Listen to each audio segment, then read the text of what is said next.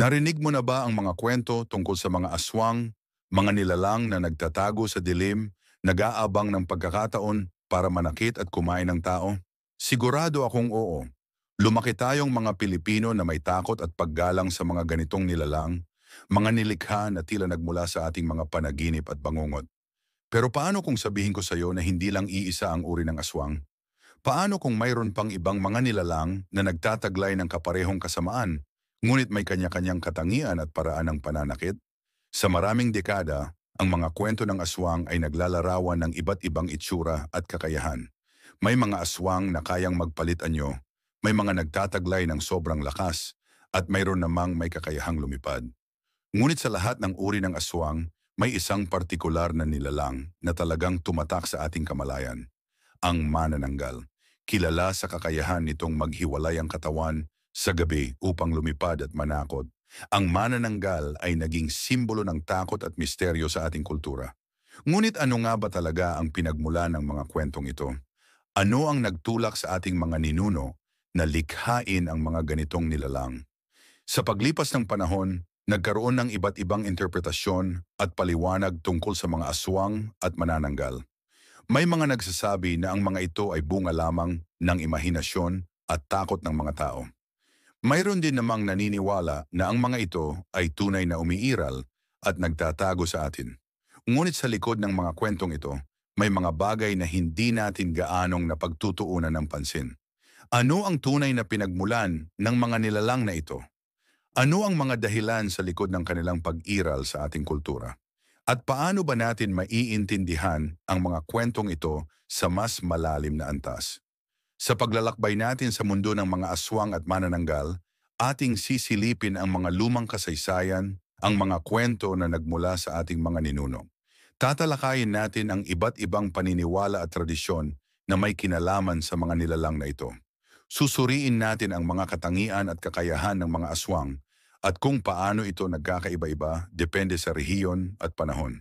At higit sa lahat, ating hahanapin ang tunay na pinagmulan ng mga kwentong ito, ang mga dahilan kung bakit hanggang ngayon ay buhay pa rin sa ating kamalayan ang mga aswang at manananggal. Sa pagtuklas natin sa mga misteryong ito, inaasahan kong mas lalo tayong magiging interesado sa ating kultura at sa mga kwentong bumubuo sa ating pagkakakilanlan bilang mga Pilipino. Handa ka na bang sumama sa paglalakbay na ito? Kung ating susuriin ang kasaysayan, mapapansin natin na ang konsepto ng mga aswang, partikular na ang manananggal, ay hindi lamang lumitaw sa Pilipinas. Sa iba't ibang kultura sa buong mundo, may mga katulad na nilalang na nagtataglay ng mga katangian na katulad ng sa aswang. Sa Europa, may mga kwento tungkol sa mga bampira na kayang lumipad, magpalit anyo, at umiinom ng dugo. Sa gitnang silangan, may mga demonyo na nagtataglay ng kaparehong kasamaan at kakayahan. Sa Asya, may mga espiritu at nilalang na nagtataglay ng kaparehong kapangyarihan at kakayahan na nagmumula sa mga gabi ng kadiliman. Ang pagkakapareho ng mga kwentong ito ay nagpapahiwatig na mayroong universal na pinagmulan ng takot at misteryo na nagtutulak sa mga tao na likhain ang mga ganitong nilalang. Ang takot sa gabi, sa kadiliman, sa mga bagay na hindi natin kayang unawain ay isa sa mga pangunahing dahilan kung bakit nagkaroon ng mga kwento tungkol sa mga aswang. Gayon din, ang takot sa kamatayan, sa sakit at sa kawalan ng kontrol ay nagtutulak sa atin na hanapin ang mga paliwanag at solusyon sa mga misteryo ng buhay. Bukod pa rito, ang mga kwento ng aswang ay maaaring naging paraan upang ipaliwanag ang mga hindi maipaliwanag na pangyayari tulad ng pagkakasakit, pagkamatay o mga kakaibang insidente na hindi kayang ipaliwanag ng agham noong unang panahon. Kung ating iisipin, ang mga kwento ng aswang ay naglalarawan din ng mga pagsubok at hamon na kinakaharap ng ating mga ninuno. Ang kahirapan sa buhay, ang kawalan ng kaligtasan, at ang paghihirap dulot ng mga natural na sakuna ay maaaring naging dahilan upang likhain ang mga nilalang na ito.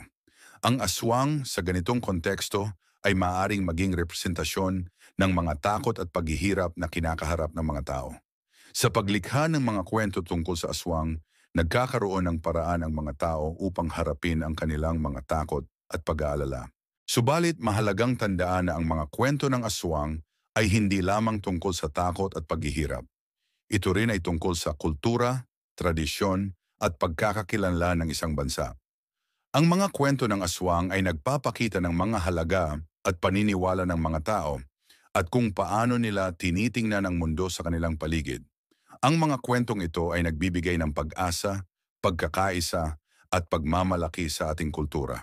Kung kaya, ang pag-aaral sa mga kwento ng aswang ay hindi lamang pag-aaral sa mga nilalang na nagtatago sa dilim, kundi pag-aaral din sa ating sarili, sa ating mga ninuno, at sa ating pagkakakilanlan bilang mga Pilipino.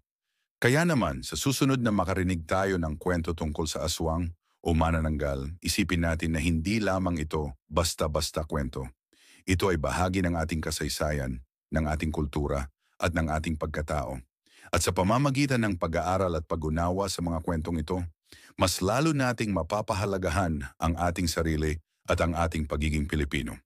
Sa paglalayag natin sa malalim na dagat ng kamalayan, kung saan ang mga alon ng mga kwento ng aswang ay naglalaho at muling nagpapakita, tila ba'y nakita na natin ang mga bituin na gumagabay sa atin. Ang mga anino ng nakaraan na minsan ay nagtatago sa dilim ay unti-unting nagiging malinaw, nagpapakita ng kanilang tunay na anyo. Hindi na lamang simpleng mga kwento ng takot ang ating nakikita, kundi isang masalimuot na larawan ng ating mga ninuno, ng kanilang mga alalahanin at ng kanilang mga pangarap. Sa pagitan ng mga anino at liwanag, natuklasan natin ang isang salamin, isang refleksyon ng ating sarili. Ang mga nilalang na ating kinatatakutan, ang mga aswang at manananggal, ay hindi lamang mga halimaw na nagtatago sa gabi. Sila ay mga representasyon ng ating mga takot, ng ating mga pagsubok at ng ating mga pag-asa. Sa kanilang mga kwento, nakikita natin ang mga labanan ng ating mga ninuno, ang kanilang mga paghihirap at ang kanilang pagpupunyagi upang mabuhay. Kung ating susuriin ang mga hibla ng mga kwentong ito, parang hinahabi natin ang isang telang mayaman sa kulay at kahulugan. Ang bawat sinulid ay kumakatawan sa isang aspeto ng ating kultura, ng ating kasaysayan at ng ating pagkakakilanlan. Ang mga kwento ng aswang ay hindi lamang tungkol sa mga nilalang na nagtatago sa dilim, kundi tungkol din sa ating mga sarili, sa ating mga pinagmulan at sa ating kinabukasan. Tila ba'y isang malaking palaisipan na unti-unti nating nabubuo kung saan ang bawat piraso ay nagbibigay ng mas malinaw na larawan ng katotohanan. Reflecting on this journey so far, tila ba'y binuksan natin ang isang lumang aklat kung saan ang bawat pahina ay naglalaman ng mga misteryo at katanungan. Sa pagbabasa natin sa mga pahinang ito, natutuklasan natin ang mga bagong perspektibo, ang mga bagong kaalaman, at ang mga bagong paraan ng pag-iisip. Ang mga kwento ng aswang ay hindi lamang mga kwento ng takot, kundi mga kwento rin ng pag-asa, ng pagkakaisa, at ng pagmamahal. Sa pagtatapos ng ating paglalakbay, parang nalalapit na tayo sa isang malawak na tanawin kung saan ang lahat ng mga elementong ating tinalakay ay nagkakasama. Ang mga anino ay unti-unting naglalaho at ang liwanag ng katotohanan ay unti-unting nagiging malinaw. Ang mga kwento ng aswang sa kanilang kabuuan ay nagiging isang gabay, isang daan at isang inspirasyon para sa ating lahat. Sa pagtatapos ng ating paglalakbay sa mundo ng mga aswang at manananggal, tila ba'y natapos na rin natin ang paghahanap sa ating mga sarili. Hindi lamang tayo naglakbay sa mga kwento ng takot, kundi sa puso ng ating kultura, sa ugat ng ating pagka-Pilipino. Nalaman natin na ang mga nilalang na ating kinatakutan ay hindi lamang mga halimaw sa dilim, kundi mga salamin na nagpapakita ng ating mga takot, ng ating mga pag-asa at ng ating mga pagsubok. Ang bawat kwento ay isang piraso ng ating kasaysayan, isang patunay ng ating resilience, at isang inspirasyon para sa ating kinabukasan. Ang tunay na kahalagahan ng pag-aaral sa mga kwento ng aswang ay hindi lamang upang malaman ang kanilang pinagmulan, kundi upang mas lalo nating maunawaan ang ating sarili.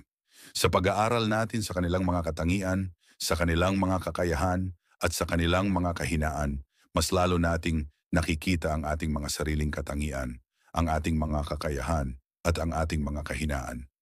Ang mga aswang ay hindi lamang mga nilalang na nagtatago sa dilim.